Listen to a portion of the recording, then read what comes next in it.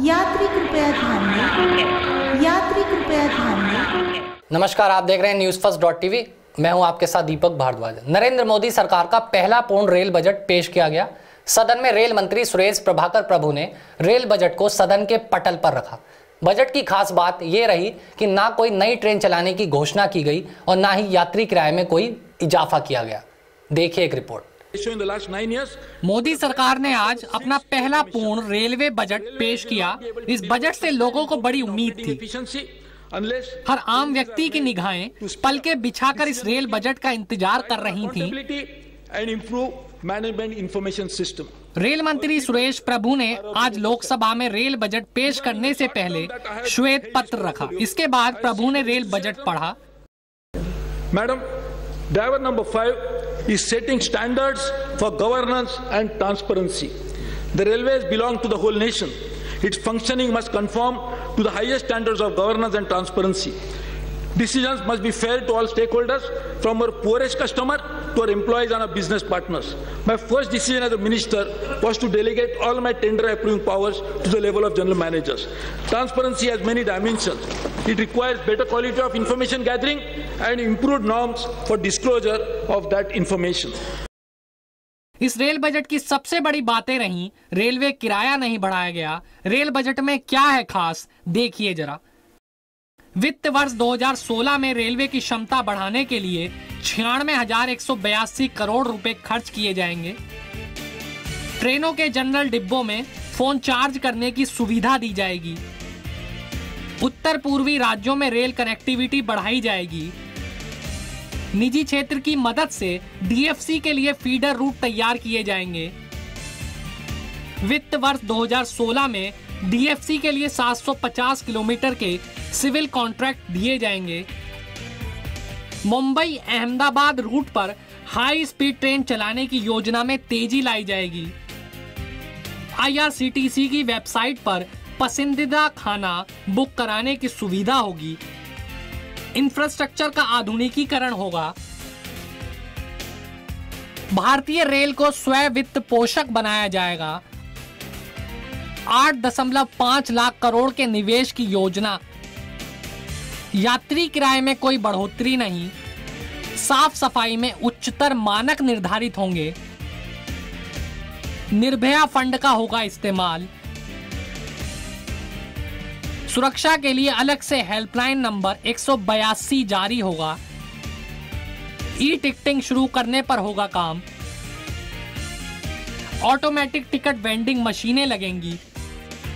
कई जगहों पर एकीकृत टिकट प्रणाली बनेगी।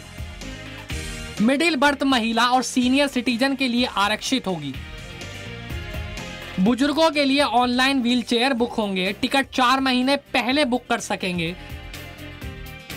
एसएमएस से मिलेगी ट्रेनों की जानकारी। फोन से ले सकेंगे अनारक्षित टिकट। उत्तर पूर्व भारत और जम्मू कश्मीर के लिए नेटवर्क बढ़ेगा। 400 स्टेशनों पर वाईफाई की सुविधा होगी। आइए अब हम आपको बताते हैं लोकसभा में यूपी से 72 सांसद आते हैं। इस प्रदेश को इस रेल बजट में क्या मिला। 1575 किलोमीटर की रेल लाइन, 878 किलोमीटर का विद्युतीकरण, मुजफ्फरनगर से टपरी तक 52 किलोमीटर रेल लाइन का दोहरीकरण। बजट में यूपी को देखा जाए तो कुछ खास तवज्जो नहीं दी गई, लेकिन बीजेपी प्रदेश अध्यक्ष लक्ष्मीकांत वाजपेयी पूरी तरह आश्वस्त हैं। उनका कहना था कि यूपी को पहली बार 878 किलोमीटर का जो विद्युतीकरण मिला है वो काबिले तारीफ है। उत्तर प्रदेश की दृष्टि से यदि हम विचार करें तो पहली बार बजट में इतना उत्तर प्रदेश को मिला है। 1575 किलोमीटर तो नई रेलवे लाइनें मिली हैं। दोहरी करना, तेहरी करना और चौथी लाइन बिछाना। 878 किलोमीटर का विद्युतीकरण मिला है उत्तर प्रदेश को। पश्चिमी उत्तर प्रदेश की दृष्टि से अगर हम देखें तो मुजफ्फरनगर टपरी जो रेलवे लाइन का दोहरीकरण बाकी था 52 किलोमीटर का, उसके दोहरीकरण के लिए सरकार ने इस व्यवस्था इस बजट में की है। इस बजट में ना तो कोई किराया बढ़ाया गया है, स्वच्छता पर अधिक जोर प्लेटफार्म पर और ट्रेनों में, और महिला की सुरक्षा पर विशेष जोर, महिला कोचेज में सीसीटीवी कैमरे का लगना, साथ ही साथ ट्रेनों की दुर्घटनाओं को रोकने की दृष्टि से सरकार ने संकल्प व्यक्त किया है इस बजट में।